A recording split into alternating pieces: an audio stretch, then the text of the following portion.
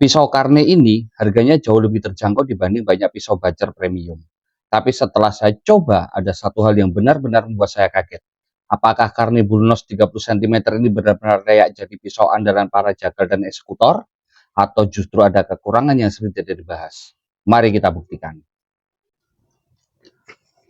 Assalamualaikum warahmatullahi wabarakatuh. Apa kabar rekan-rekan? Jumpa lagi di NV, channel edukasi dunia pisau. Di video kali ini kita akan mengulas karne Bulnos 30 cm, salah satu pisau yang mulai banyak dilirik oleh para jagal dan eksekutor karena menawarkan ukuran yang cukup pas dengan harga yang cukup bersahabat.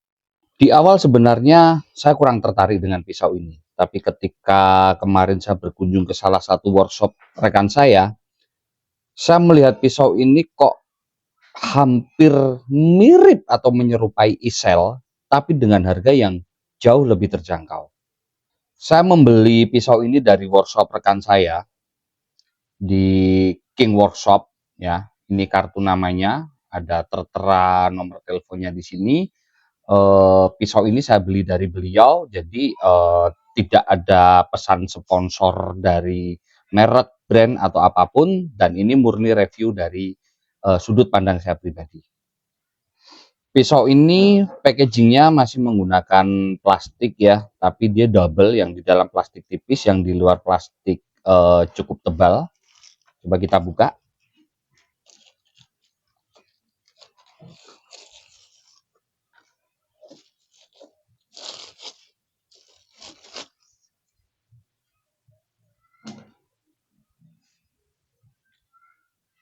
Tampilannya cantik sekali ya. Finishingnya cukup rapi, cukup halus.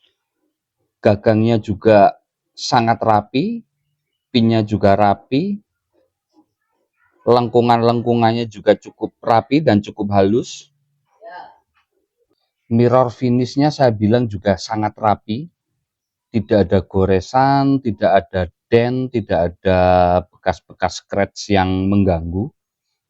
Markingnya juga cukup rapi. Di sini tertulis High Carbon Stainless 7CR 17 MOV. Jadi seperti umumnya pisau-pisau buatan Cina, pisau ini masih menggunakan baja 7CR. Tapi seperti biasa, saya tidak akan menilai hanya dari spesifikasinya. Pisau ini akan kita lihat dari kualitas, bahan, kenyamanan, ketajaman, dan bagaimana performanya. Setelah saya lihat, ada satu kekurangan yang menurut saya cukup penting. Nanti saya akan bahas di akhir video, karena ini bisa menjadi penentu apakah pisau ini cocok untuk saya atau tidak, atau mungkin bisa dijadikan referensi para teman-teman eksekutor, apakah pisau ini akan cocok atau tidak untuk digunakan oleh teman-teman. Saat pertama kali saya pegang, kesan yang muncul adalah sederhana, tapi terasa kokoh. Handle-nya pas di tangan, tidak licin, apalagi menggunakan sarung tangan anti slip seperti ini, dan cukup nyaman untuk saya genggam secara penuh. Bilahnya yang sepanjang 30 cm ini sangat cocok digunakan untuk teknik dorong. Untuk ukuran pisau sembelih atau pisau jagal, bobotnya juga masih terasa seimbang, sehingga tidak membuat tangan terasa cepat lelah. Sebelum kita ukur dimensinya, sekarang kita coba ketajamannya, apakah ketajaman bawaannya ini cukup tajam atau cukup baik, karena pisau ini memang belum saya papakan, belum saya asah, sehingga saya juga belum mengetahui performanya secara real.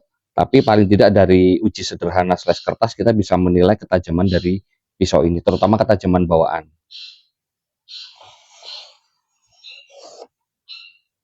Tajam ya.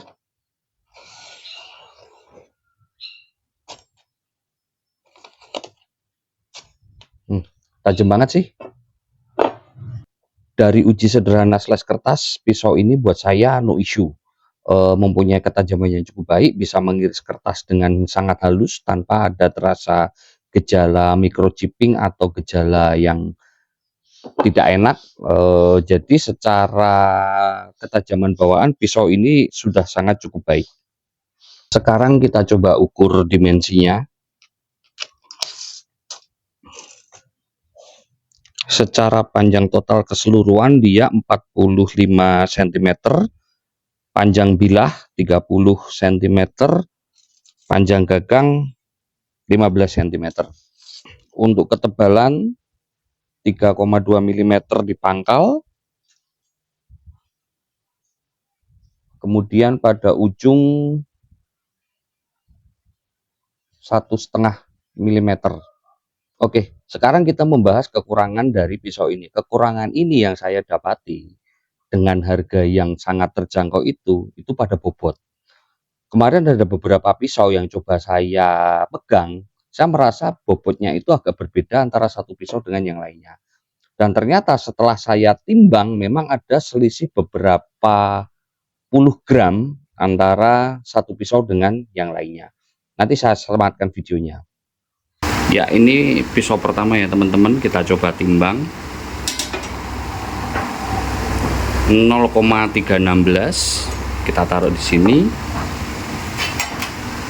Terus ini pisau kedua.